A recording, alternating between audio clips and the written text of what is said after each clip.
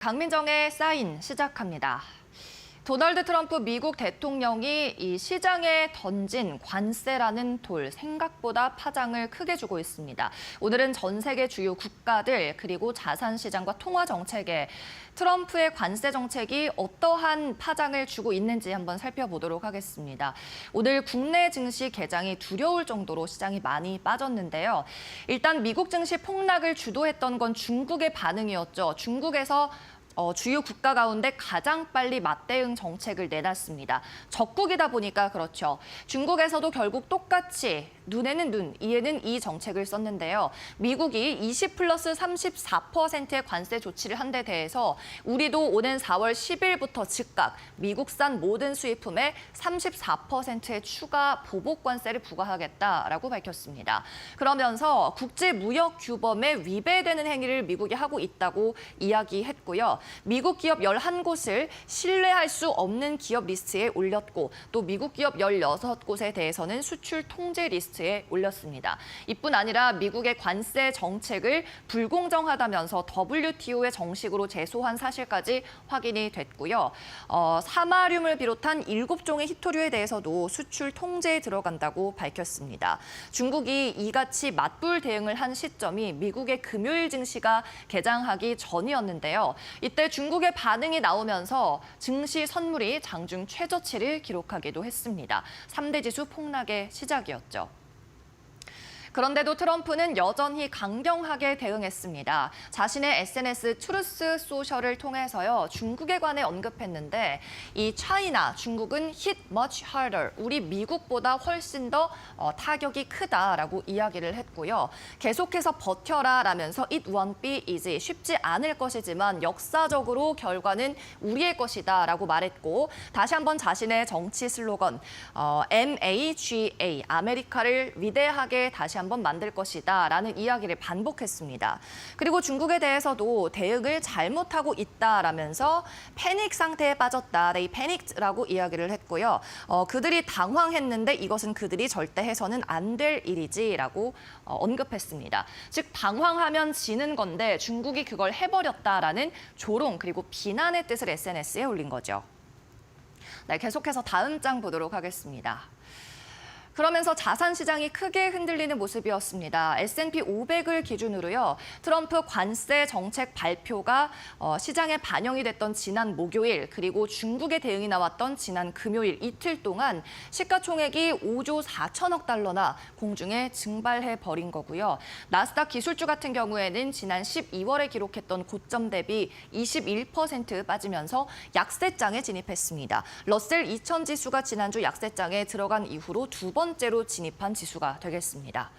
그리고 자산 시장도 크게 흔들렸습니다. 일단 경기 침체 우려감 그리고 지정학적 리스크, 무역 전쟁 우려가 고조되면서 채권에는 수요가 몰렸는데요. 미국 10년물 국채 금리는 4%대가 붕괴되는 모습이었습니다. 이날 1% 넘게 하락하면서 3.9달러, 3.9% 선에 거래를 마쳤고요. 장 중에는 3.9도 뚫고 내려가는 모습이었습니다. 3.89%까지 낮아지는 흐름이었는데 이후에 제롬 파월 연준 의장의 다소 매파적인 발언이 나오면서 조금 회복했고 3.9%대에서 마감하는 모습이었죠.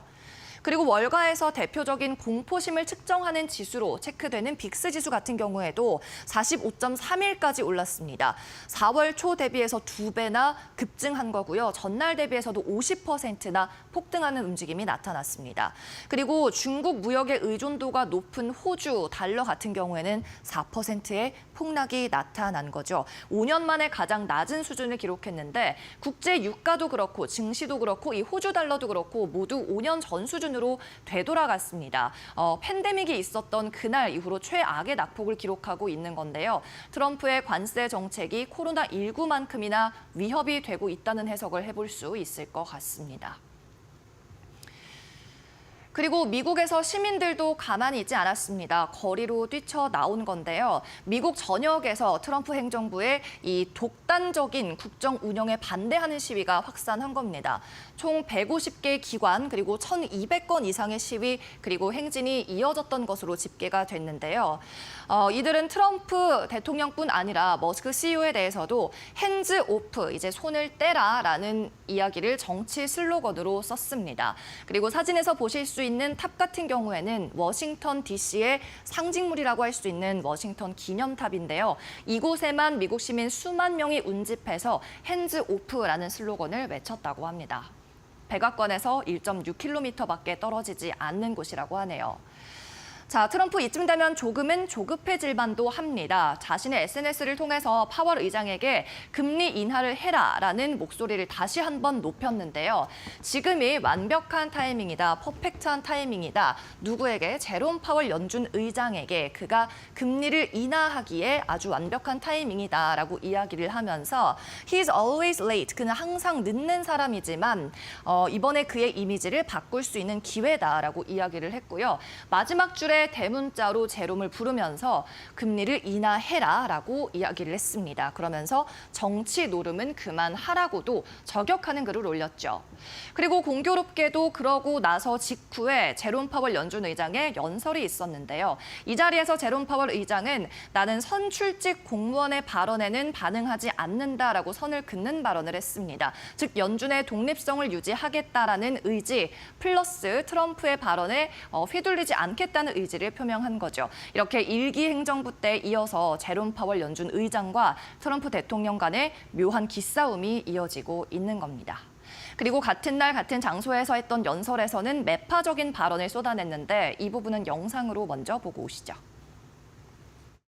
So it's a good time to take a step back and let things clarify. That's why it's just too soon to say what the appropriate monetary policy response will be to these new policies. It is just too soon to say. We can't say with any confidence today. So that's what we're doing. We've taken a step back and we're watching to see what the policies turn out to be and the ways in which they will affect the economy. I realize that the uncertainty is high, what we've learned is that the tariffs are higher than anticipated, higher than almost all forecasters predicted. We still don't know where that comes to rest, though, and we're just going to have to see that through.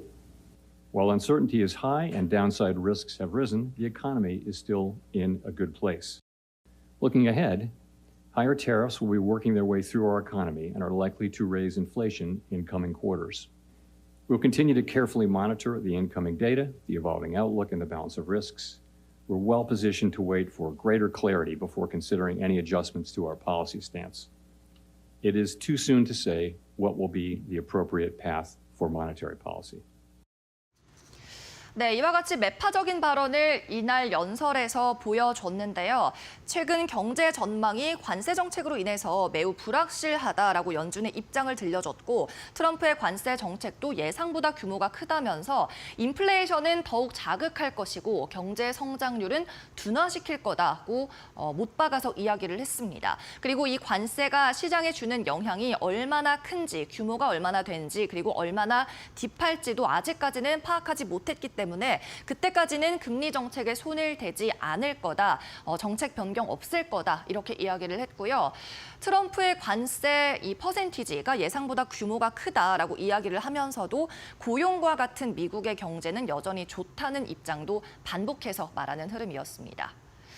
그렇다면 시장에서 투자자들은 금리 인하 경로를 어떻게 보고 있을까요? 결론적으로 큰 그림은 바뀌지 않았습니다. 패드워치에 따르면 오는 6월에 있을 FOMC 회의에서 4%에서 4.25%로 현재보다 베이비 스텝, 그러니까 0.25%포인트 인하할 것으로 보는 시각이 66%로 가장 많았고요. 빅스텝 0.5%포인트 인하를 해서 3.75에서 4%까지 떨어뜨릴 것이라는 게 27%의 의견, 그리고 현재 수준에서 동결할 것이라는 의견이 5.8%에 불과했습니다.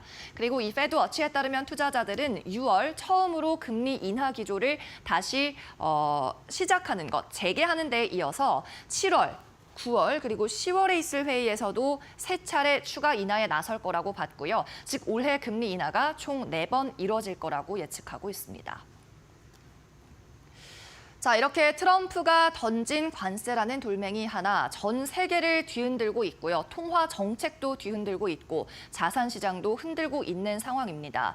그렇지만 예상보다 그의 의도만큼 순조롭게 흘러가고 있는 것 같지는 않아요. 왜냐하면 제롬 파월 연준 의장도 금리 인하 카드를 아직까지 꺼내지 않겠다고 선을 그었고 중국에서도 강경하게 맞대응했고 시민들은 거리로 나서고 있기 때문입니다. 과연 이 관세 정책이 그가 말한 대로 경제판을 뒤흔들고 미국의 해방을 가져다 줄지 아니면 일시적인 정책적 선거용 액션에 그칠지는 조금 더 지켜봐야 될 것 같습니다. 이만큼 판을 흔들었으면 원하는 결과를 가져와야 할 텐데 말이죠. 네, 이상으로 강민정의 사인 오늘은 여기서 마칩니다.